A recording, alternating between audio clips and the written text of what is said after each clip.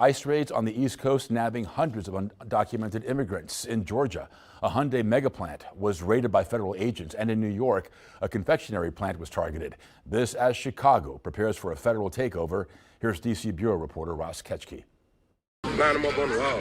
Tonight, new video of federal agents in Georgia. Just had to wait your turn, give your ID. Swarming on a massive construction site. The investigation resulted in the arrest of 475 individuals. Investigators say the raid came after months of investigation into labor practices at the mega factory being built by Korean car giant Hyundai. Hundreds of workers rounded up by ICE accused of working illegally. Some that illegally crossed the border into the United States.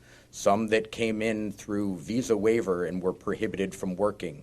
Some that had visas and overstayed their visas. Homeland Security officials say it's the largest operation of its kind in U.S. history. Most of those detained, South Korean nationals.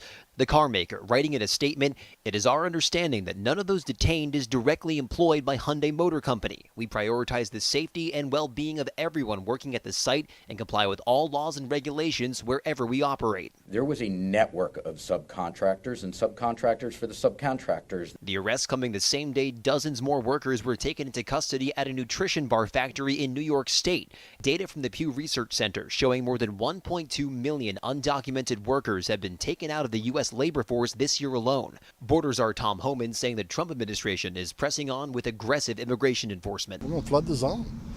We got 10,000 more agents coming on. We're going to flood the zone. And none of the companies or those subcontractors you heard about there have been criminally charged in this case, but federal authorities say their investigation is still ongoing.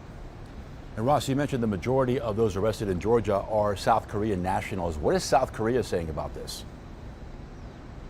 Well, Louis, very important to keep in mind here that Hyundai is one of the largest companies in South Korea. That nation's foreign ministry saying their investors should not be unfairly interfered with by U.S. law enforcement. They also say their diplomats have now been in touch with the Trump administration to raise serious concerns over how this raid was carried out. Louis? Our Ross Ketchke in our nation's capital tonight.